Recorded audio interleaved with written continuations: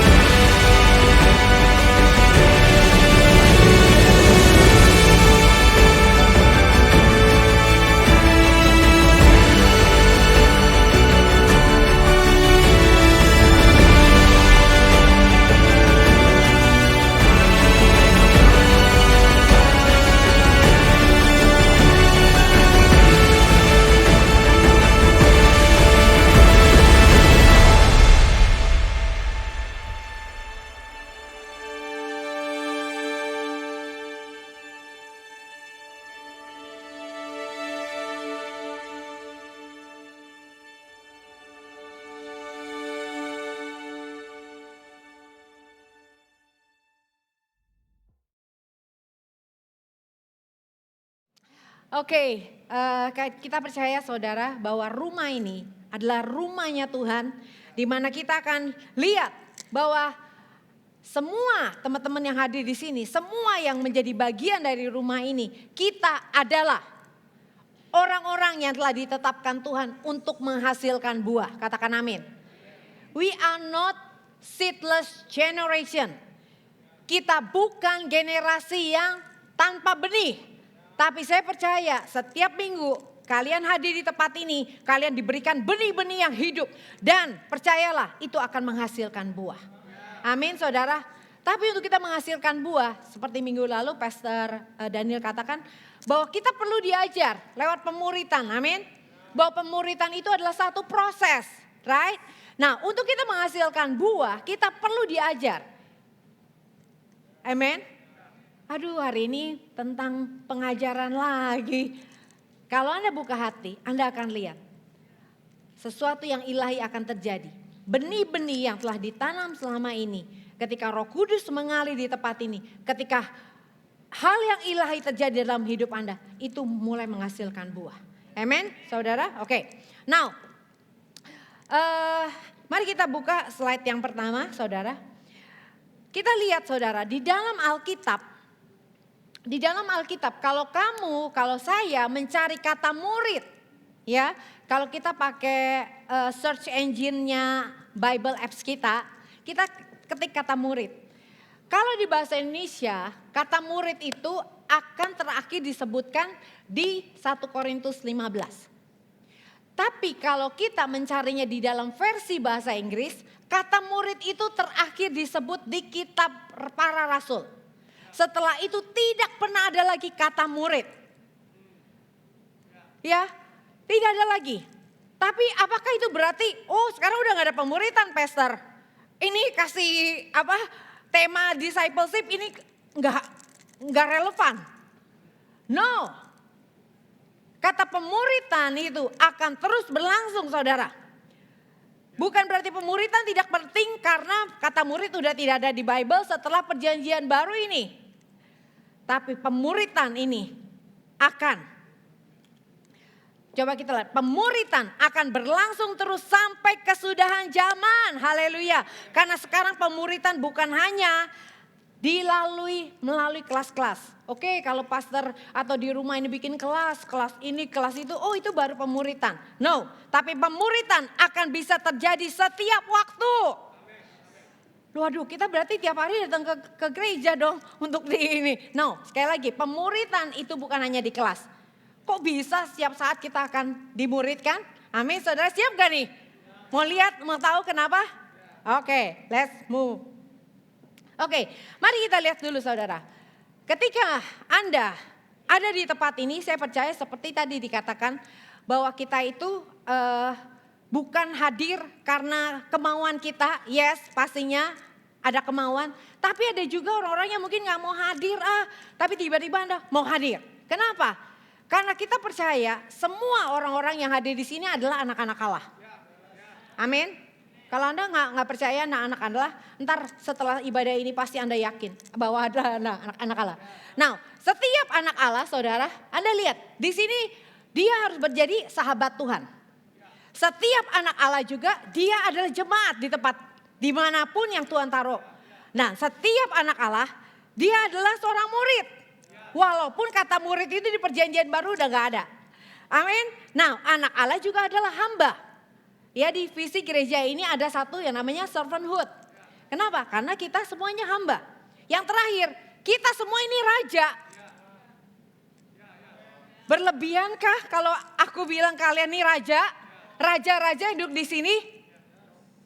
Kenapa? Karena ketika kita masih touch dengan dunia, Tuhan sudah memberikan bahwa engkau diberi kuasa.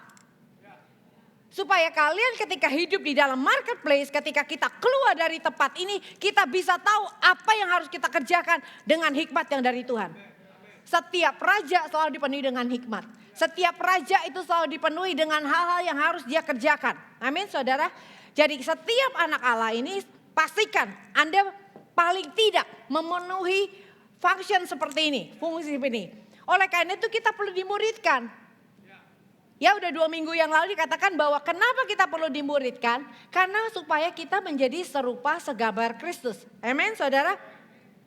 Coba saya nggak bikin slide-nya. Anda buka Efesus 4. Ayat 13 sampai dengan 14. Bisa ditampilkan nggak? Slide-nya ada, bisa gak? Atau saya langsung baca aja. Ya teman-teman, buka di Bible kalian, buka di Bible. 2, 3. Sampai kita semua telah mencapai kesatuan iman dan pengetahuan yang benar tentang anak Allah, kedewasaan penuh dan tingkat pertumbuhan yang sesuai dengan kepenuhan Kristus. Jadi kenapa kita diajar supaya kita semua ini menjadi wakilnya Tuhan di muka bumi ini. Kepenuhan Kristus nyata di dalam kita. Ya saudara, kepenuhan Kristus itu jangan mikirnya terlalu jauh. Ketika Anda berkata-kata, mungkin Anda bisa mengeluarkan kata-kata yang seperti Kristus katakan. Amin saudara. Ketika ada orang sakit, Anda bisa mendoakan orang itu. Sebagaimana Kristus mendoakan orang waktu pada saat di kitab Injil. Amin saudara. Kepenuhan Kristus itu. Ayat 14, sehingga kita bukan lagi anak-anak yang diombang-ambingkan oleh rupa-rupa angin pengajaran, oleh permainan palsu manusia dalam kelicikan mereka yang menyesatkan. Jadi saudara, harus tahu di saat di kapan Anda hidup hari-hari ini. Kalau Anda tidak menyadari hari-hari ini kita hidup di era yang seperti apa, Anda pasti akan hidup dengan ignorant. Anda hidup dengan tidak berhati-hati. Oleh karena itu mengapa lewat pengajaran, lewat pemuritan ini kita mau supaya kita semua bertumbuh. Bukan selalu menjadi anak-anak yang maunya disuapin, yang maunya selalu ditegur, yang selalu ditegur nggak salah ya saudara. Tapi kalau ditegur baru jalan. Ya kalau anak-anak kita, kalau kita suruh mesti gimana saudara? Betul nggak? Harus diingetin terus. Anak-anak itu baru bergerak. Kalau nggak diingetin dia lupa, dia main-main lagi. Hah, saudara? Tapi Tuhan mau kita ini diajar supaya kita tidak menjadi anak-anak yang akan diombang-ambingkan oleh pengajaran-pengajaran. Anda perlu waspada dengan pengajaran-pengajaran yang ada di medsos. Gak semua pengajaran itu benar. Kalau Anda tidak punya satu nilai yang tepat atau kebenaran yang Anda percaya sesuai dengan firman Tuhan, sesuai dengan apa yang Tuhan Yesus ajarkan, sesuai dengan Alkitab kita saudara. Tidak heran Anda akan bisa dibelokkan sedikit demi sedikit, Anda akan jauh dari Tuhan. Anda akan disesatkan. Firman Tuhan katakan menjelang kedatangan Yesus akan ada banyak pengajar-pengajar palsu. Dan ini sedang digenapi saudara. Jadi oleh karena itu kenapa kita perlu diadakan, dimuridkan untuk menjadi serupa segambar Kristus.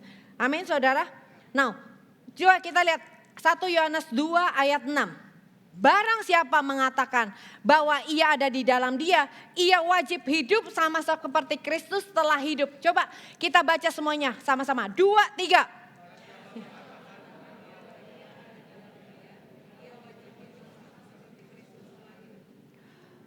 Jadi saudara, kita hadir ke gereja ini, kita hadir dalam ibadah, itu bukan hanya sekedar ibadah.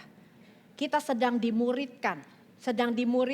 Dan pada akhirnya Anda juga harus memuridkan orang lain lagi. Kenapa? Saya dengar di khotbah yang sebelumnya juga, bahwa telah ditetapkan di Matius 24, ya kan, Pastor Daniel katakan bahwa di Matius 24 Tuhan mau kita menjadikan bangsa-bangsa murid. Amin. Dia mau menjadikan bangsa-bangsa murid. Nah kenapa? Terus dia bilang muridnya seperti apa? Ajarkan apa yang aku telah ajarkan. Artinya apa saudara? Murid-murid itu telah melihat bagaimana Yesus hidup. Murid-murid itu sudah mendengarkan firman-Nya Yesus. Dan murid-murid itu tahu bagaimana untuk hidup sebagaimana Yesus hidup. Oleh karena itu dikatakan di 1 Yohanes ini bahwa dia yang di dalam Kristus ketika Anda lahir baru, saya lahir baru, kita ada di dalam Kristus, kita tidak terpisahkan dari Kristus, bahwa kita diwajibkan hidup sama seperti Kristus hidup. Ini kata-katanya tegas loh. Ia wajib hidup sama seperti hidupnya Kristus. Siapa yang udah hidup seperti Yesus? Nah, siapa sih yang bisa nolong kita untuk kita hidup seperti Yesus hidup? Siapa yang bisa nolong kita? Saudara? Nah, ini saya mau bikin statement di sini. Sekalipun tadi kata murid-murid tidak ada di dalam perjanjian baru, saudara. Tapi kita lihat, next. Bahwa setiap anak Allah adalah murid di dalam kerajaan Allah. Amin, saudara? Jadi setiap anak Allah murid dalam kerajaan Allah. Anda bukan orang-orang yang hanya mengkonsumsi, tapi Anda adalah orang yang rela untuk diajar. Dan seorang murid saudara, dia rela menerima pengajaran dan dia rela diproses, dia rela dibentuk. Anda lihat ya, siapa yang suka pakai berlian? Ibu-ibu bohong nih, pada ngangkat tangan. Anda lihat berlian? Berlian kalau di dalam tanah itu jelek banget. Betul gak? Itu jelek di dalam tanah, dia harus digali. Habis digali dia harus dikeluarin, dipotong saudara. Benar saudara? Lalu dibentuk, diproses, dikikis sampai dia mengkilap. Sampai akhirnya ada di jari-jari kalian, ada di telinga kalian, ada di gelang kalian. Kenapa? Itu hasil pemrosesan, hasil pemolesan, hasil digesek. Sampai itu mengkilap dan indah. Dan itu harganya mahal banget. Amin saudara. Dan Yesus mau kita seperti itu saudara. Di dalam proses pemuritan itu ada hal yang seperti itu. Bagaimana seperti orang bikin berlian. Siap saudara? Pasti siap. Kenapa nanti kita lihat. Oke. Nah jadi kita yakinkan diri Anda. Katakan saya adalah murid. Saya adalah murid. Amen. Nah, kalau anak-anak Anda mau sekolah, betul gak saudara? Anda cari sekolah yang terbaik. Anda cari sekolah yang terbaik. Lalu Anda tanya dong, di sekolah ini gimana? Apa yang akan diajarkan? Benar gak? Nah di kerajaan Allah juga sama. Kita lihat ini saudara. Gurunya siapa di dalam kerajaan Allah yang ngajar? Gurunya Roh Kudus. Dan para pemimpin. Anda lihat Roh Kudus dan para pemimpin. Jadi hai para pemimpin, you are the chosen one. Para pemimpin Anda dipersiapkan untuk bisa memuridkan. Amen. Dan ingat saudara, itu bukan hanya di gereja. Kalau Anda udah dimuridkan dan Anda kembali kerja di luar sana, di marketplace, you are also become the teacher. Untuk orang lain bisa mengenal kebenaran. Amin, saudara. Nah, jadi syaratnya apa saudara untuk bisa ikut sekolahnya dari Roh Kudus ini, sekolah di kerajaan Allah? Kamu harus lahir baru. Ya, semua orang yang lahir baru inilah yang baru bisa diajar. Amen. Kemudian dia harus punya hati mau diajar. Salah satu nilai di gereja ini adalah teachable spirit. Amen. Berikutnya, Anda harus punya kasih dan takut akan Tuhan. Saya akan bahas sedikit tentang takut akan Tuhan. Gereja-gereja mulai kehilangan rasa takut akan Tuhan. Orang yang tanpa takut akan Tuhan dia tidak bisa diajar. Gimana kalau ketika Anda contoh orang yang tidak takut akan Tuhan ketika ada di gereja. Ketika worship Anda masih bisa berani buka HP. Ketika Anda berdoa Anda masih bisa ngobrol sama teman. Ketika mendengarkan firman mungkin Anda juga buka HP. Ternyata bukan-bukannya Alkitab. Lagi melalang buana di online shop. Itu ada saudara, mungkin di sini nggak ada, di Jakarta ada saudara. Lagi buka Shopee. Orang lagi khotbah saudara, dia buka Shopee. Itu tandanya kita nggak takut akan Tuhan. Anda nggak bisa lihat Tuhan di sini. Anda nggak lihat Tuhan di sini, tapi He is here. Ketika Tuhan tidak dihormati, Anda lihat gereja tidak ada mujizat. Di gereja tidak ada pertumbuhan. Jemaat tetap anak-anak terus. Kenapa? Karena dia tidak menghargai firman. Roh Kudus menghargai orang-orang yang benar-benar amazed dengan Tuhan. Anda lihat salah satu bukti ketika Ananias dan Safira di Kisah Rasul 5. Waktu itu saudara, ketika situasi di Yerusalem itu hadirat Tuhan begitu dekat dengan manusia karena dia baru mengalami revival besar-besaran, saudara. Pada saat Ananias tidak takut akan Tuhan, dia pikir Tuhan gak lihat apa yang dia buat. Saat itu juga dia mati. Mungkin Anda bilang, oh itu kan dulu di Kisah Rasul. Tapi Tuhan tetap Tuhan yang sama. Dia Tuhan yang tidak bisa dipermainkan. Mungkin Anda gak langsung mati seperti Ananias Safira. Mungkin saya gak mati langsung seperti Ananias dan Safira. Tapi yang pasti mati, rohani Anda. Dalam pemuritan ini makanya saya tulis kita perlu modal satu namanya bukan hanya kasih kepada Allah. Tapi juga takut akan Tuhan. Bagaimana kita melatih takut akan Tuhan ini saudara? Karena kan tadi saya bilang pemuritan itu bukan terjadi hanya di kelas. Tapi bisa setiap saat itu ada pelatihan dari Tuhan. Pada saat Anda mau masuk ke ruangan ini. Bayangkan dia ada di tempat ini. Pada saat di rumah Anda mau berdoa menyembah Tuhan. Anda udah harus pasang, bayangkan dia ada di tempat itu. Karena dia adalah Allah yang selalu bersama dengan kita. Ketika kita memposisikan diri siapa Allah. Sehingga kita bisa muncul kekaguman kembali. Anda mulai merenungkan kembali. Akan kebaikan dia, akan kebesaran dia. Akan kedahsyatan dia. Anda gak usah ngomong banyak-banyak. Saat itu juga hadirat Tuhan akan menguasai kita. Coba aja saudara. Dia gak butuh perkataan kita, tapi hati kita jauh dari dia. Tapi sekalipun Anda diam, tapi hati Anda benar-benar mengagumi dia. Tiba-tiba Tuhan datang di situ. Tuhan menyatakan diri. Amin saudara. Doa itu bukan tempat kita komplain. Kalau doa kita hanya ngomel di hadapan Tuhan, itu belum doa. Amin. Tapi doa yang Tuhan harapkan adalah connected. Spirit to spirit dengan dia. Hati dengan dia. Dimana kita bisa melihat dia adalah segalanya buat kita. Saat itu doa Anda akan berubah. Amen, saudara. Oh, jadi kita akan lihat di sini bahwa syarat untuk kita dimuridkan harus ada kasih dan takut akan Tuhan. Kurikulumnya apa saudara? Transformasi. Kalau kurikulum sekolah hari ini apa? Merdeka. Kurikulum, coba tanya anak-anak Anda. Kamu sekarang deh kurikulumnya apa? Pasti kurikulumnya merdeka. Setiap tempat di mana belajar pasti ada kurikulum. Amin. Kenapa saya katakan kurikulumnya transformasi? Karena memang kita harus mengalami transformasi. Pola pikir kita diubahkan, cara pandang kita diubahkan, sehingga membuat hidup kita juga akan mengalami perubahan. Kalau pola pikir kita berubah, hidup kita pasti berubah. Kenapa kita nggak pernah berubah? Karena pola pikir kita nggak pernah berubah. Oleh karena itu kurikulumnya adalah transformasi. We will be transformed until we meet Him. Kita akan terus ditransformasi saudara, sampai kita ketemu muka dengan Tuhan Yesus.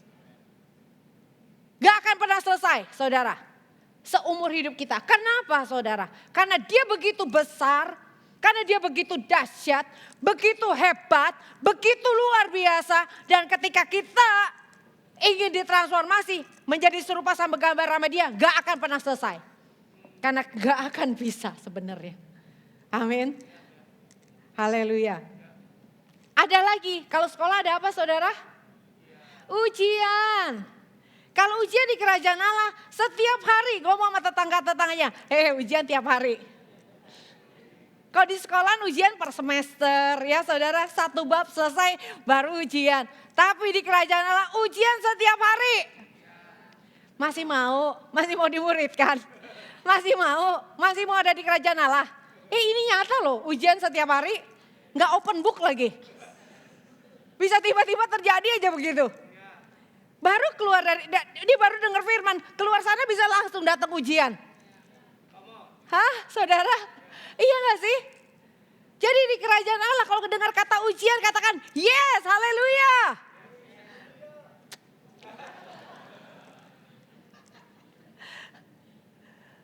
Ujian setiap hari kalau di kerajaan Allah. Kenapa? Karena kita akan ada penilaian. Penilaiannya apa sih? Waktu Anda diuji, tiba-tiba ke depan ketemu musuh Anda. Wah, Anda bukannya kasih hai shalom. Siapa loh? Aku bisa, ya kan?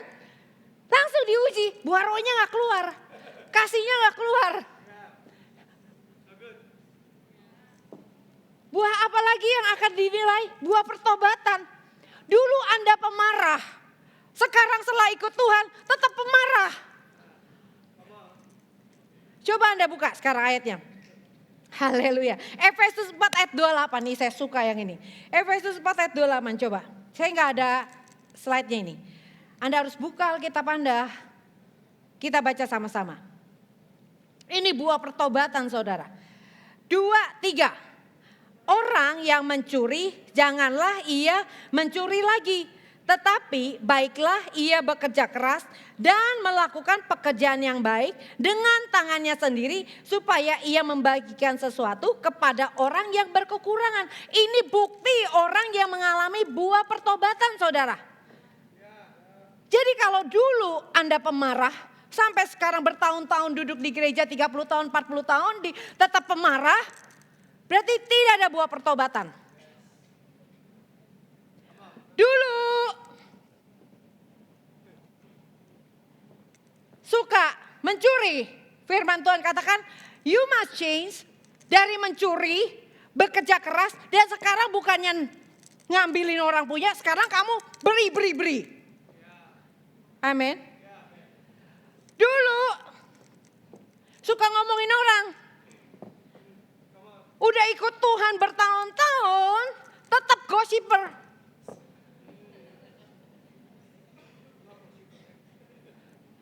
Tetap tukang gosip.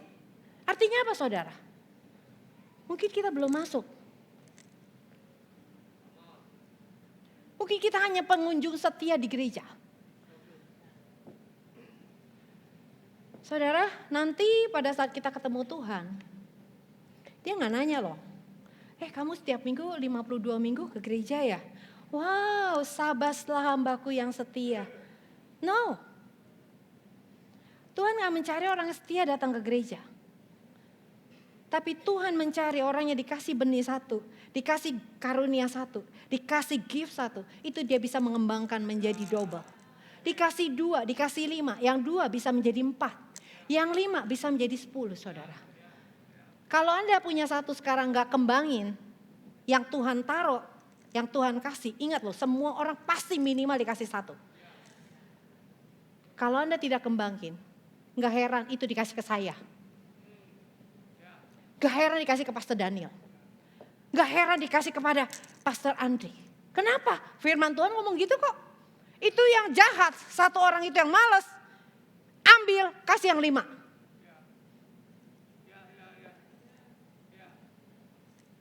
Jadi hari ini Anda tangkap ini. Kalau Anda punya karunia, satu karunia aja, Anda gak pakai. Dan Anda sia-siakan, itu akan diambil oleh Tuhan, dikasih kepada orang yang mau memakainya. Dan yang diterima sama Tuhan adalah orang yang bisa mengembangkan itu. Walaupun keselamatan itu hanya karena Yesus Kristus. Keselamatan minggu pertama, saya dengerin loh Pastor Daniel, khotbah Anda. Keselamatan itu gratis. Katakan gratis. Karena itu kematian dari Yesus Kristus.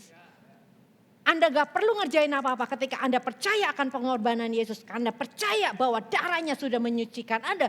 Darahnya sudah mengampuni Anda. Anda diampuni. Anda diterima langsung. Gak pakai proses kan. Langsung Anda itu masuk kerajaan Allah. Saat itu juga ketika Anda terima Yesus benar-benar dari hati Anda. Ditembak langsung mati, meninggal, masuk surga. Langsung. Tapi masalahnya pada saat Anda lahir baru gak langsung mati kan? Iya gak sih? Gak langsung ditembak. Masih ada proses bertahun-tahun. Sampai akhirnya kita ketemu Tuhan. Nah di dalam bertahun-tahun ini. Tuhan mau hidup kita gak pernah sama lagi. Amin. Lewat pemuritan ini juga Tuhan mau ada buah pelayanan. Siapa yang udah duduk di gereja, mungkin bukan hanya di sini, pokoknya duduk di gereja, dimanapun Anda. Udah lebih dari 10 tahun. Ayo gak ada yang mau ngaku, nanti Roh Kudus langsung suruh berdiri loh. Lebih dari 10 tahun. 30 tahun. Angkat tangan, pasti ada pada gak mau ngaku. Saudara seperti yang tadi saya bilang, dikasih karunia 2 atau 5, 1, itu ujung-ujungnya untuk melayani. Katakan untuk melayani. Karena namanya buah, itu bukan dimakan diri sendiri. Buah itu dinikmati oleh orang lain. Betul saudara? Mangga gak pernah makan mangga. Duren gak pernah makan duren. Kata Darren, ketika dia makan durian, dia selama ini gak pernah makan durian selama 18 tahun loh. Darren anaknya Pastor Daniel. Lalu pada saat dia makan durian, katanya ternyata enak durian. So, dia katakan selama 18 tahun ini dia ngambil keputusan yang salah terhadap durian. Jadi saudara tahu, karunia yang Tuhan berikan, pakai itu, mulai pakai. Mulai terlibat di dalam pelayanan. Apapun itu. Kalau kamu mungkin bilang, oh saya ibu rumah tangga, belum ada waktu untuk melayani. Ingat anak-anak kamu, anak-anak kita, itu adalah pelayanan kita. Banyak ibu-ibu komplain.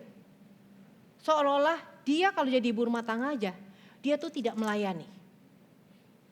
Saya ingin menyatakan, kalau Anda saat ini memang dikasih waktu Tuhan hanya untuk bisa di rumah tangga Anda, lakukan itu dengan memandang anak-anak ini adalah pelayanan. Yang harus saya bentuk sehingga anak-anak ini akan menjadi sesuatu di dunia ini. Amin saudara. Itu pelayanan Anda. Jadi semua apa yang Tuhan kasih di dalam tangan kita untuk kita lakukan. Lakukanlah itu memandang kepada Tuhan. Anda pakai karunia Anda di apa yang Tuhan kasih di tangan Anda. Amin. Tapi jangan pakai untuk jadi alasan. banyaknya orang itu pakai untuk alasan. Saya nggak mau melayani, saya nggak bisa. Kalau udah lagi masih kecil, enggak, saya lagi sekolah, susah. Atau udah remaja, ya susah, lagi banyak ekstrakurikuler, disuruh ikut pelayanan nggak mau, nggak bisa. Udah itu habis itu kuliah, sibuk lagi, lebih sibuk lagi. Habis selesai kuliah, ada lagi alasan, saya harus kerja. Kerjaan saya sampai malam. Selalu nggak ada waktu yang tepat untuk melayani. Saya mau katakan saudara, ketika Anda tidak pernah memutuskan untuk melayani, tidak akan ada waktu yang tepat untuk melayani. Amin, saudara. Jadi inilah kenapa kita perlu dimuridkan. Hal-hal ini yang perlu Anda tangkap itu, saudara. Ya, mari kita next. Now, saya ingin ingetin lagi, saudara. Roh Kudus dan orang percaya. Ketika orang lahir baru, saudara, Roh Kudus itu tinggal di dalam kita. Katakan, tinggal di dalam saya. Semua di sini yang sudah lahir baru, Roh Kudus tinggal di dalam ibu, bapak, adik-adik, dan saya. Roh Kudus tinggal di dalam setiap orang percaya. Pada saat ada baptisan Roh Kudus, saudara, pada saat Anda dipenuhi oleh Roh Kudus, namanya baptisan itu ditenggelamkan. Anda bisa tahu kalau kata baptisan sebenarnya nih, waktu di era itu saudara, waktu zaman ditulisnya Alkitab, baptisan itu seperti orang kain putih dicelupkan di dalam pewarnaan. Anda bisa lihat? Jadi kain putih lalu dicelupkan di warna, gak bisa cuma setengah. Kalau kain itu mau berubah warna harus ditenggelamin. Harus dimasukin semua itu kain putih, waktu dikeluarin dia udah berubah. Nah, ketika dari baptis Roh Kudus artinya kita ditenggelamkan di dalam Roh Kudus, kita mengizinkan Roh Kudus sekarang yang menolong kita, menguasai kita, dan dia akan memimpin hidup kita. Amin. Dan saya kasih garis putih di luarnya. Artinya apa? Kita benar-benar Roh Kudus menguasai kita. Fungsinya saudara, Roh Kudus di dalam orang percaya itu pekerjaannya adalah melatih kita. Next. Roh Kudus di dalam kita membentuk Kristus di dalam kita, saudara. Jadi makanya kenapa kita bisa setiap hari, setiap saat dilatih, diajar oleh siapa saudara? Oleh Roh Kudus. Karena sekarang Roh Kudus tinggal di dalam kita. Coba kita lihat ayatnya ya. Oke, ayat ini ya. Bisa dibacain satu? Satu orang baca yang suaranya kenceng. 2, 3. Yohanes 14 ayat 16. Ibu WL. Suaranya dia merdu.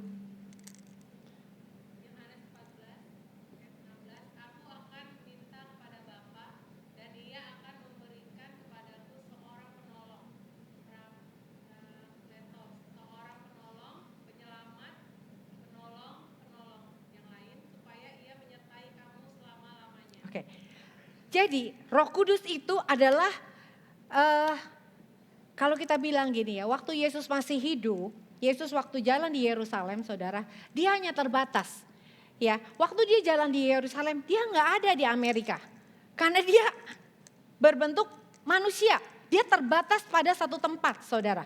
Ya, nggak ada di Indonesia. Waktu Yesus jalan di Israel, dia cuma adanya di Israel. Tapi Tuhan punya rencana yang lebih hebat. Oke, dia bilang dia akan minta kepada Bapa, ia memberikan kepadamu seorang penolong yang lain. Nah, penolong yang lain ini saudara yang datangnya daripada Bapa, dialah pribadi ketiga dari Trinitas saudara. Dan dia bukan lebih kecil, dia bukan lebih rendah, tapi mereka Allah Bapa, Putra dan Roh Kudus itu sama-sama saudara untuk membangun tubuhnya. Amin. Dan dia pribadi yang sangat tahu siapa Yesus. Oleh karena itu perintah Yesus dalam Matius 24 ayat 19 sampai 20 itu cuma bisa kita lakukan kalau kita dipimpin Roh Kudus. Kalau kita ditolong oleh Roh Kudus, karena dia penolong yang lain saudara. Dia benar-benar akan menolong kita. Kalau ada di terjemahan lain dikatakan dia adalah penghibur. Kenapa sih penghibur? Selain penolong dia penghibur loh. Gini saudara, ketika kita sedang dilatih oleh Tuhan, itu pasti keluar daripada cara hidup kita yang lama. Contoh ya kayak tadi ya, yang tukang gosip. Ketika dia mulai sadar, oh saya orang manusia baru nih. Oh sekarang saya Roh Kudus. Terus mulai berdoa, Roh Kudus latih saya untuk tidak membicarakan orang. Ketika ada yang negatif, aduh Roh Kudus tolong saya gak mau komplain gitu ya. Karena kebiasaan kalau lihat apa langsung komplain gitu ya saudara. Langsung mulut tuh keluar kata-kata yang negatif. Lalu udah mulai sadar karena hari ini diajar. Mulai ngomong. Oke, keluar langsung lihat sesuatu yang negatif. Karena ini masih hot banget, Roh Kudus langsung nyetim. Ingat, jangan suka komplain. Gitu kan. Lalu Anda rasanya kayak apa? Kalau biasanya ngomong, tiba-tiba mau keluar gak ngomong tuh, lihat yang negatif gak ngomong. Itu susah gak saudara? Susah. Tapi Roh Kudus itu yang menolong kita. Roh Kudus itu yang akan menolong kita menjadi nyaman. Ketika Anda mengambil tindakan sesuai dengan apa yang Anda telah diajar, ketika Roh Kudus pimpin Anda, walaupun pertamanya gak enak, tapi Roh Kudus akan terus menolong, membuat kita lama-lama menjadi lebih nyaman, comfort us untuk melakukan kebenaran. Amin. Pernah gak gitu? Jadi kalau tahu Anda punya yang lama seperti apa yang jelek-jelek itu saudara, Anda gak bisa cuma pakai willpower Anda. Tahu willpower? Saya bertekad untuk gak marah lagi. Saya bertekad untuk gak gosip lagi. Saya bertekad gak jidah lagi. Saya bertekad gak korupsi lagi. Saya bertekad gak judi online lagi. Yang lagi hot sekarang judi online. Anda tahu saudara, willpower Anda, tekad kita gak akan cukup kuat untuk melawan dosa. Cuma Roh Kudus yang akan menolong kita. Amin. Nah, berikutnya Roh Kudus tuh ya di dalam kita membentuk kita seperti apa sih? Saya akan bacakan Galatia 4 ayat 7. Dikatakan bahwa kamu adalah anak. Maka Allah telah menyuruh roh anaknya ke dalam hati kita. Yang berseru ya Aba ya Bapa. Ingat ketika Anda berdoa bisa sebut Aba ya Bapa. Itu bukan karena kamu bisa. Tapi karena Roh Kudus masuk di dalam kita. Yang memanifestasikan anak di dalam kita. Amen. Jadi Roh Kudus itu dikirim. Roh anak itu sama dengan Roh Kudus. Amin. Ayat 7. Jadi kamu bukan lagi hamba melainkan anak. Jikalau kamu anak maka kamu juga ahli waris oleh Allah. Oleh karena itu saudara sadari lewat ayat ini bahwa kamu tuh bukan hamba. Di kerajaan Allah gak ada pengemis. Di kerajaan Allah gak ada budak-budak. Dalam arti secara spiritual ya saudara. Jadi waktu kita berdoa, ketika kita panggil Abba ya Bapa, sadarilah you are the son. Kamu adalah anak yang sedang berkata-kata dengan bapaknya. Coba, siapa yang punya asisten rumah tangga? Oh Ibu Yuli. Ibu Yuli asisten rumah tangganya kalau tiba-tiba bilang sama Pak Daniel, Abba ya Bapak. Pak Daniel gimana? Siapa loh? Tapi melainkan coba bayangin Darren anaknya. Tiba-tiba ngomong sama dedinya gini. Tuhan ya Tuhan. Saya gak layak minta sama kamu. Apa yang Pak Daniel bilang? Kenapa loh?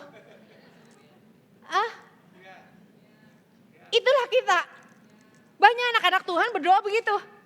Ketemu Bapa Surgawi, ketemu Tuhan. Kayak si Darren kedengar ngomong sama Pastor Daniel. Tuhan ya Tuhan, saya emang gak layak Tuhan. Gak layak. Nah. Tapi hari ini kita diingatkan oleh Roh Kudus. You are son. Kamu adalah anak, bukan hamba.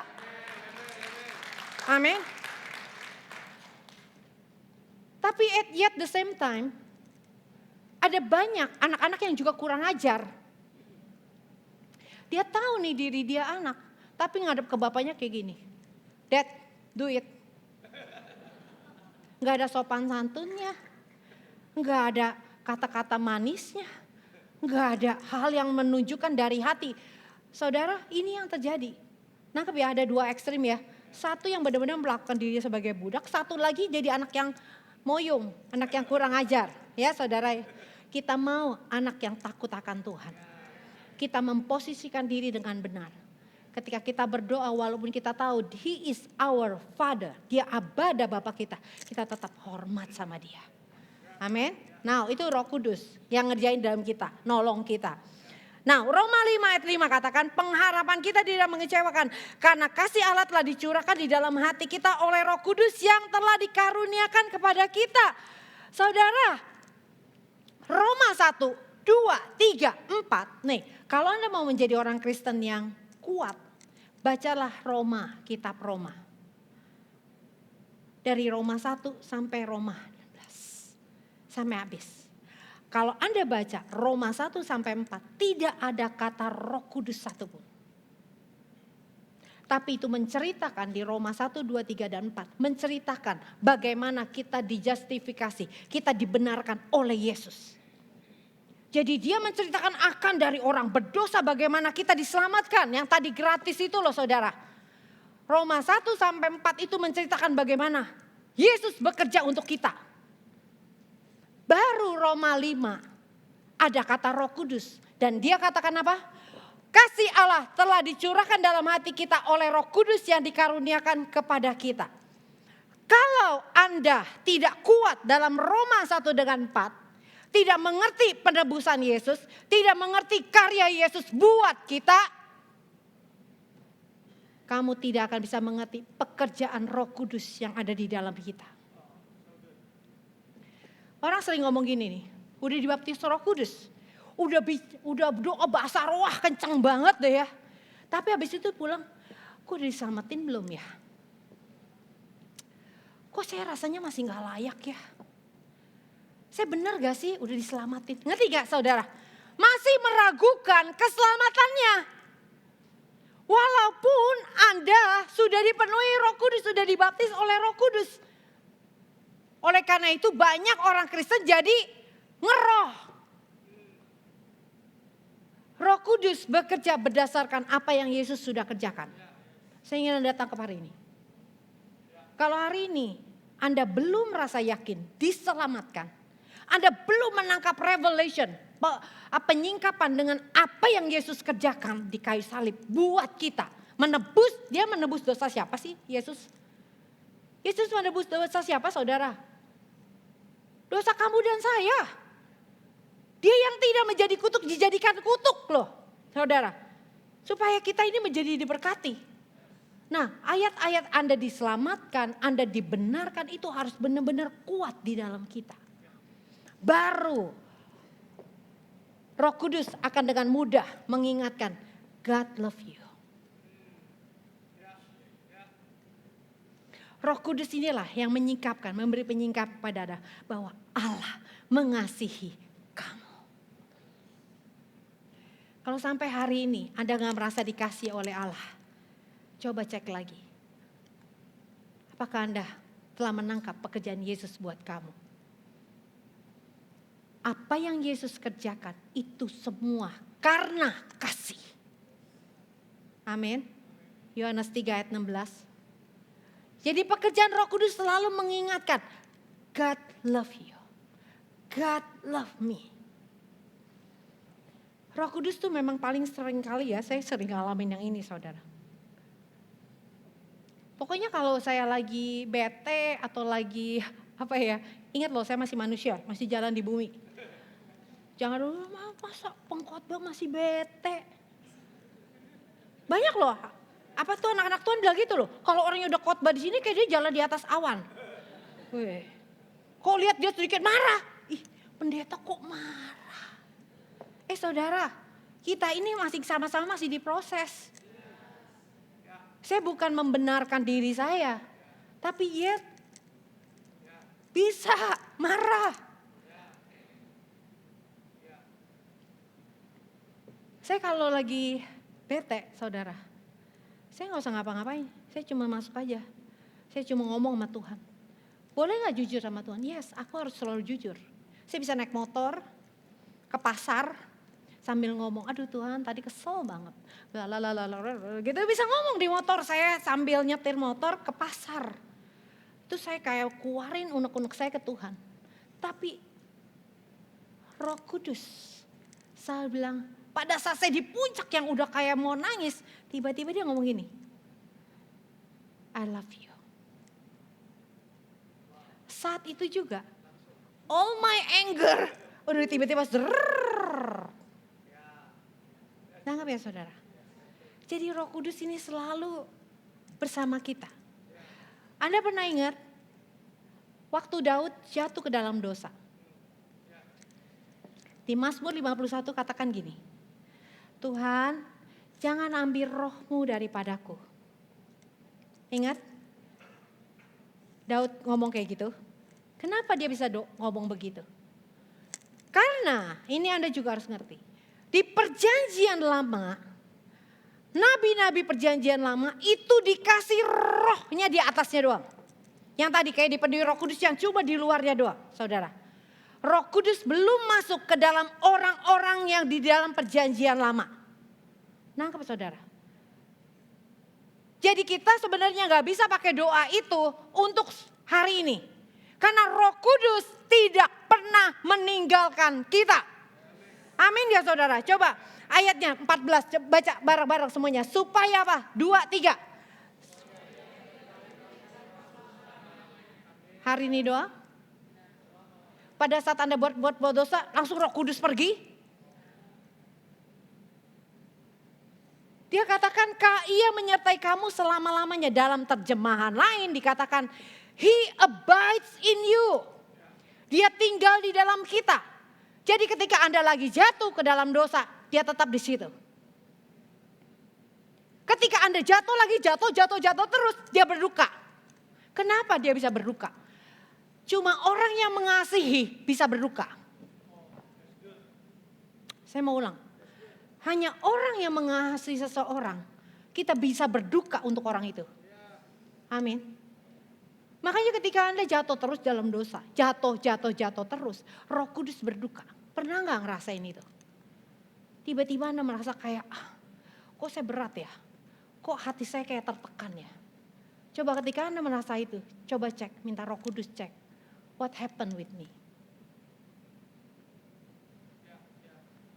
Jadi Roh Kudus berduka pada saat kita seolah-olah sedang melakukan hal yang mendukakan, yang sedang mendukakan hati Allah Bapa. Karena Allah Bapa tidak pernah mau kehilangan kamu dan saya. Dia gak pernah mau loh saudara. Amin. Jadi ingat Roh Kudus tuh selalu tinggal di dalam kita. Tinggal 3 menit lagi. Nah oke lah kita lihat aja. Next. Nah jadi kita tahu Roh Kudus itu mengajar kita. Ayat yang Yohanes 14 ayat 26. Coba teman-teman buka sekarang lebih cepat. Yuk Yohanes 14 ayat 26. Yohanes 14 ayat 26. Sudah dapat 2, 3. Tetapi penghibur yaitu Roh Kudus yang akan diutus Bapa, waktu itu kenapa dibilang akan? Karena memang waktu itu belum baptisan Roh Kudus ya. Jadi kalau baca Alkitab juga harus tahu waktu-waktunya. Nah, tetapi penghibur yaitu Roh Kudus yang akan diutus oleh Bapa dalam namaku, sekarang udah diutus belum? Jawab, sekarang udah diutus belum? Udah diutus belum? Kok kayaknya cuma depan doang, yang belakang gak ngerti ya? Roh Kudus sudah diutus belum saat ini? Sudah ya. Nah dia bilang apa? Dialah yang akan mengajarkan segala sesuatu kepadamu. Dan akan mengingatkan kamu akan semua yang telah dikatakan kepada kamu. Jadi Roh Kudus mengajarkan kita apa? Segala satu hal doang. Cuma cara doa. Segala sesuatu.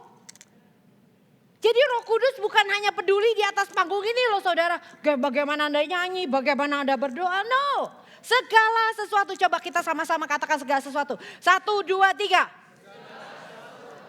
Roh Kudus mengajar kita segala sesuatu. Dia ngajarin tentang didik anak gak? Dia ngajarin gak bagaimana kita relationship suami istri?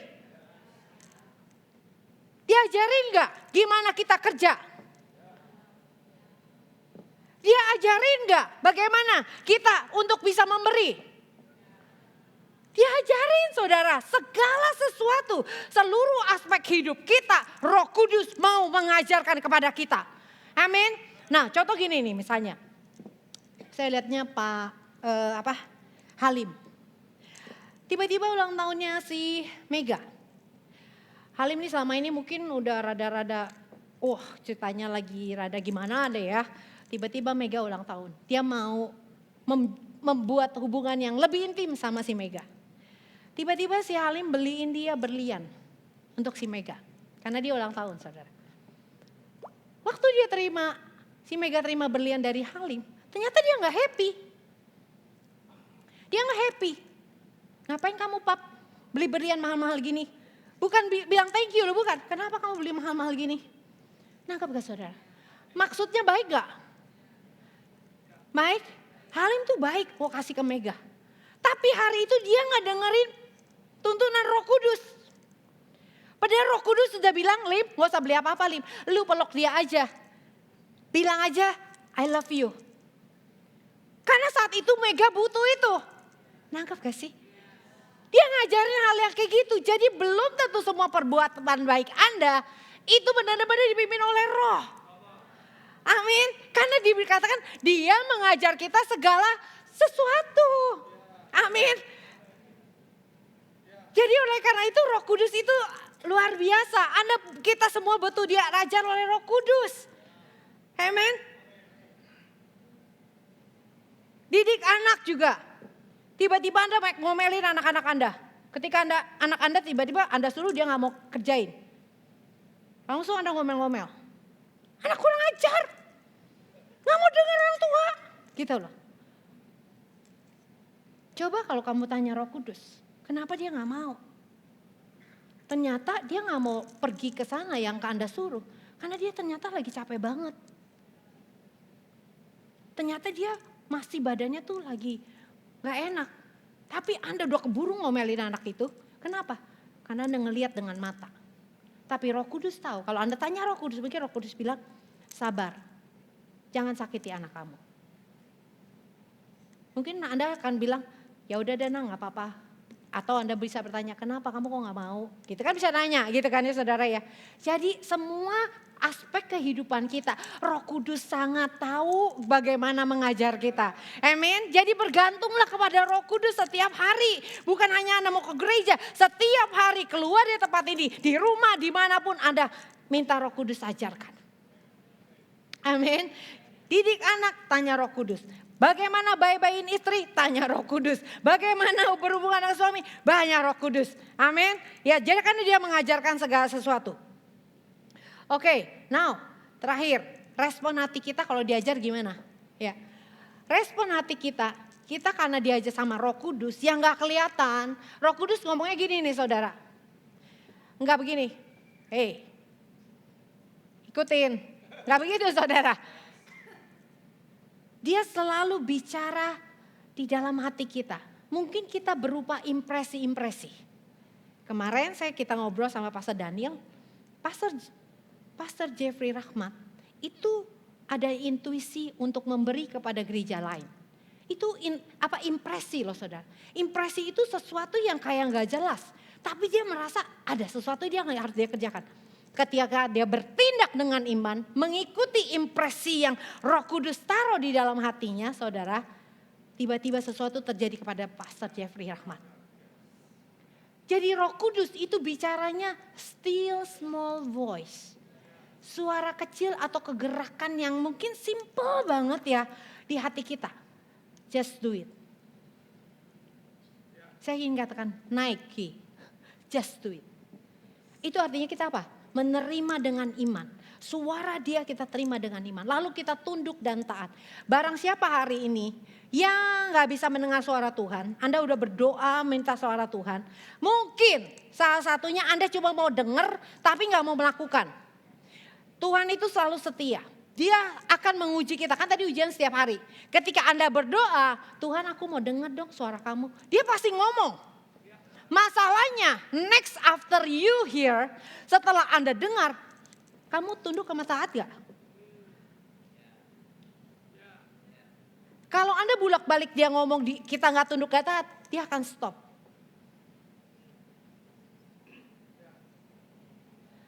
Kalau udah dua ini lakukan saudara, kita mulai melakukan disiplin diri. Artinya apa saudara? Kita mulai melakukan dengan konsisten. Apa yang dia udah ajar, kita harus melakukan dengan konsisten. Dengan setia.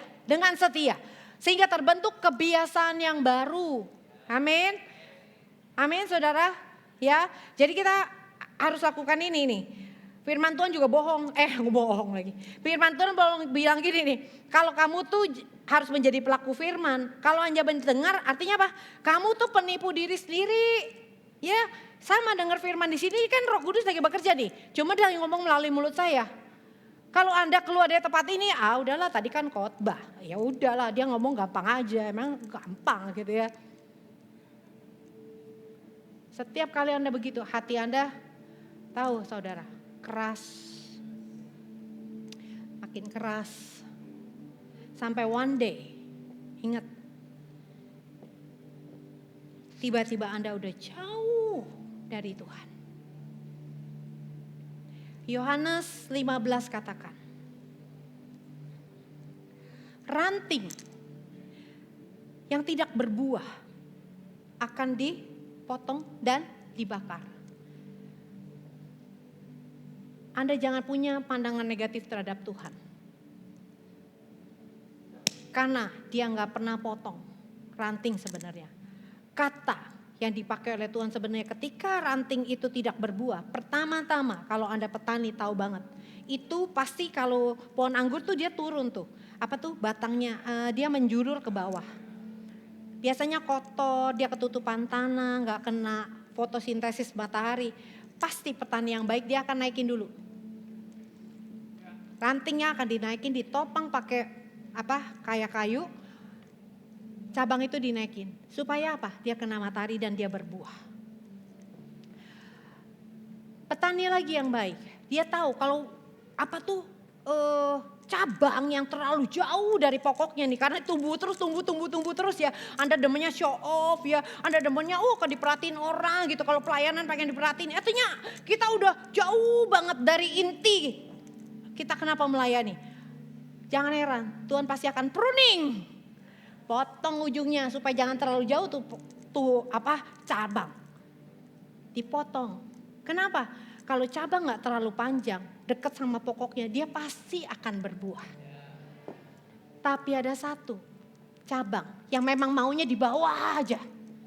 Lama-lama itu yang turun ke bawah, yang gak bisa dinaikin lagi, tiba-tiba dia akan lepas dari pokoknya.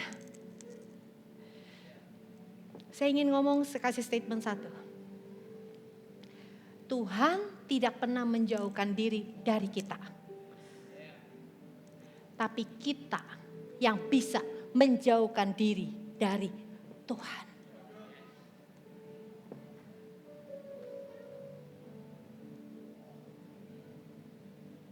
Jadi jangan suka nyalain Tuhan.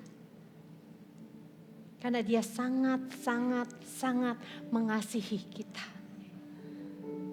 Dia sangat mengingini kita.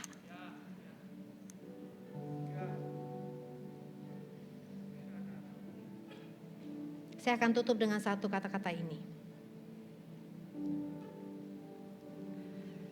Tanpa Roh Kudus, pemuritan hanya akan menjadikan anak-anak Allah yang agamawi dan serupa dengan dunia ini. Kenapa saudara? Ketika Anda di kelas doang, ikut kelas tanpa mengandalkan Roh Kudus, kita hanya tahu di otak kita, tapi kita tidak punya kuasa untuk melakukannya. Kita akan tetap gak akan mengalami perubahan. Amin. Ya saudara, jadi ingat loh saudara, Tuhan sangat mengasihi Anda dan saya. Bapak yang baik, slide terakhir, ini judul khotbah saya.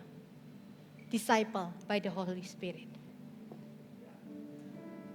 Jadi pemuritan bukan hanya di kelas. Kenapa?